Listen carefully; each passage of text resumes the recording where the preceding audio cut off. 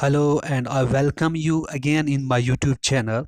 In this section, we will discuss about the chromosomal theory of inheritance for class 12. So, the chromosomal theory of inheritance, the most important question as far as the JK board is concerned. This theory was being proposed by two biologists. The first was Walter Sutton, and the another one was Theodore Boveri. In 1902, they put forward this theory, which was later came to be known as the chromosomal theory of inheritance. These two biologists found that there was a similarity between the transmission of hereditary characters and the behavior of chromosomes while passing from one generation to another next generation through the agency of gametes.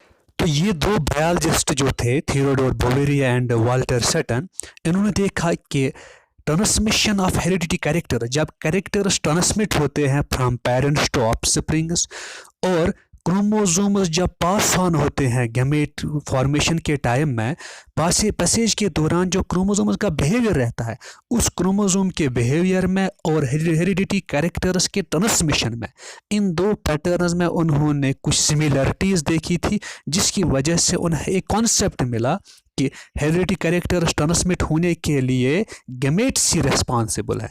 आप नीचे figure में देख सकते हैं heredity characters transmit हुए हैं both from parents, that is male parent as well as female parent. तो offsprings में जो कैरेक्टर्स हैं they somehow resemble with their parents to the both parents, male as well as female parents. Gametes which are present in any organism, तो अब ये gametes जो है जो कैरेक्टर्स को ट्रांसमिट करते हैं from one generation to another generation, they actually serves as the bridge और the connecting link between the two generations. That is characters can only be transmitted from parents to offsprings through this bridge, that is through the gametes. The gametes acts as a bridge here. Next point, male and female gamete play an equal role in contributing heredity components of future generation. That is, जो future generation होगी उसमें जो characters होंगे, उन characters को contribute करने के लिए दोनों parents का equal role होता है। That is equal role होता है दोनों male parent as well as female parent. That is, some characters may be transmitted by males and some may be transmitted through females, और दोनों gametes transmit होके एक complete individual बनाते हैं। अब नीचे एक और पॉइंट में देख सकते हैं only the nucleus of some male and female gamete, male gamete और फीमेल gamete के जो न्यूक्लियस हैं यही रोल प्ले करते हैं। thus we can say heredity information जो होती है ये सारी न्यूक्लियस के अंदर ही होती है। Nucleus acts as the centre for the transmission of characters, because सारी इंफॉर्मेशन इनकोड होकर न्यूक्लियस के अंदर ही होती है। इसके बाद नेक्स्ट पॉइंट में chromatin in the nucleus is associated with the cell division in the form of chromosomes. Chromatin जो होगा न्यूक्लियस के सेंटर में कंडेंसड पेयर होता है, कंडेंसड क्रोमेटिन होता है, उस क्रोमेटिन का रोल होता है सेल डिवीजन में। क्रोमोसोम्स बनाने के लिए क्रोमेटिन जो होते हैं वो फर्दर कंडेंस होकर फिर क्रोमोसोम्स बनाते हैं। तो ये क्रोमेटिन एक ऐसा स्ट्रक्चर है which is present at the centre of the nucleus and its function is only to play an important role in the cell division, and it also helps in the synthesis of chromosomes.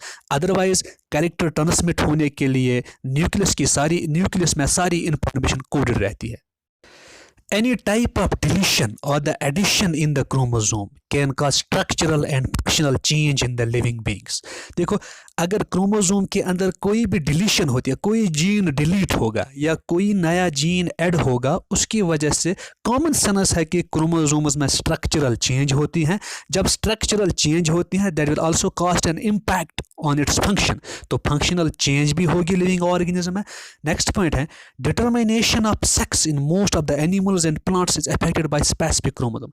Sex determine करने के लिए हमारे अंदर हर किसी living organism के अंदर एक unique chromosome होता है जिससे सेक्स डिटरमाइन होती है। अगर हम ह्यूमंस की बात करें तो सेक्स डिटरमाइन करने के लिए हमारे अंदर दो क्रोमोसोम होते हैं एक्स एंड वाई। फिर हम मेल्स की बात करेंगे हेटेरोगैमेटिक हैं, एक क्रोमोसोम एक्स होगा दूसरा वाई होगा। फीमेल होमोगैमेटिक है, एक एक्स होगा दूसरा भी एक्स होगा। तो सेक्स डिटरमिनेशन के लिए अलग ऑटोसोम्स के से अलावा सेक्स क्रोमोसोम्स होते हैं, इट्स आल्सो इन पेयर्स। अभी तक हमने कॉन्सेप्ट को पढ़ा, अब हम आगे देखेंगे साइलेंट फीचर्स क्या है क्रोमोसोमल थ्योरी का। स्टेटमेंट हमने पढ़ा, अब फीचर्स क्या है क्रोमोसोमल थ्योरी की। तो पहला फीचर क्या है, both chromosomes as well as genes occur in pairs in the somatic or the diploid cell।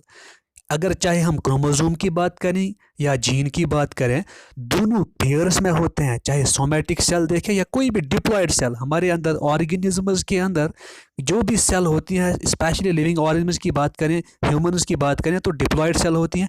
Diploid cell के अंदर जो भी क्रोमोसोम होगा या जीन जो होगा, एक कैरेक्टर के लिए, जिस तरह से हमने पढ़ा था, दो जीन्स रेस्पॉन्सिबल होते हैं, pair of genes. Similarly a pair of chromosome also exists in a somatic or the diploid cell।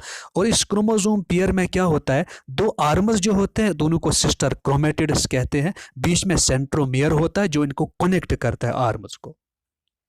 Now the next point is a gamete contains only one chromosome of a type and only one of the two allele of a character। जब हम gamete की बात करेंगे, somatic cell के अलावा sex chromosome की बात हम कर रहे हैं, गैमेट की बात कर रहे हैं, तो गैमेट में आप देखोगे वहाँ पे एक ही क्रोमोसोम होगा या एलील का एक ही पार्ट होगा।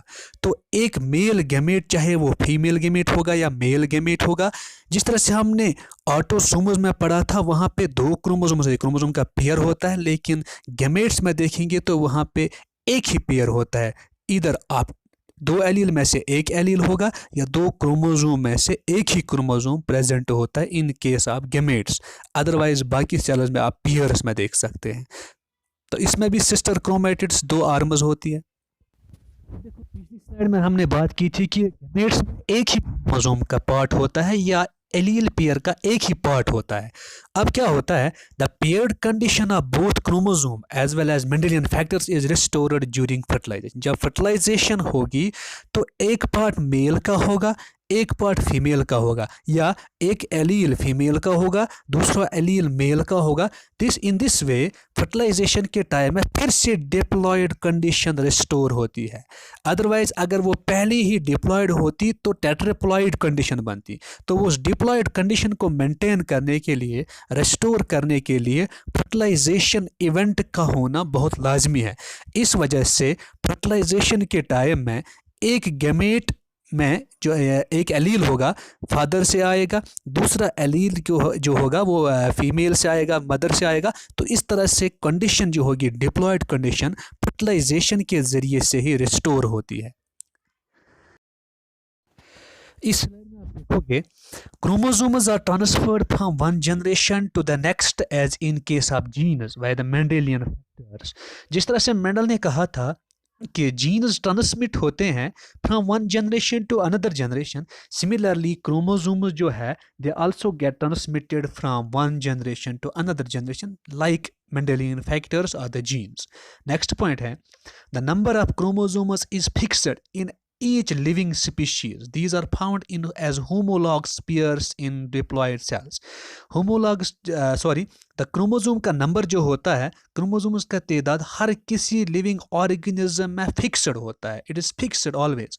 तो हर किसी लिविंग ऑर्गेनिज्म जो क्रोमोसोम का नंबर होता है वो फिक्स्ड होगा, और ये हर वक्त होमोलॉगस पेयर में एग्जिस्ट होता है डिप्लॉयड सेल में। मैंने पिछले स्लाइड में कहा था कि every diploid cell contain a pair of homologous chromosomes. दो होमोलॉगस क्रोमोसोम होते हैं। तो यहाँ पे आप देख सकते हैं नीचे डायग्राम में क्रोमोसोम का नंबर दिया है। पहला केस में आपके पास चिंपैंजी और आलू है। चिंपैंजी में 48 क्रोमोसोम्स होते हैं, और आलू में आप देखोगे इसमें भी 48 होते हैं। ह्यूमन्स में 46 हैं, चिकन में 78 होते हैं, फ्रॉग में 26 क्रोमोसोम पेयर्स, और इस तरह से पी में 14 पेयर ऑफ क्रोमोसोम्स होते हैं। तो हर किसी लिविंग ऑर्गेनिज्म का नीचे दिया हुआ है। इसके अलावा राइस, व्हीट में 42, 48 रेस्पेक्टिवली होते हैं। तो हर किसी लिविंग ऑर्गेनिज्म में फिक्स्ड नंबर ऑफ क्रोमोसोम्स होता है। नेक्स्ट पॉइंट है, one chromosome from father and the other from mother contribute and makes a homologous pair. जब एक क्रोमोसोम फादर से आएगा और दूसरा क्रोमोसोम मदर से आएगा, तो उस वजह से फिर क्या होगा, होमोलॉगस पेयर बनेगा। हमने पिछली स्लाइड में बात की थी कि फर्टिलाइजेशन के टाइम में डिप्लॉयड नंबर रिस्टोर होता है। तो ये सेक्स क्रोमोसोम की बात की गई है कि जब एक मेल से आएगा, एक फीमेल से आएगा, रिस्टोर होगी फिर से डिप्लॉयड कंडीशन।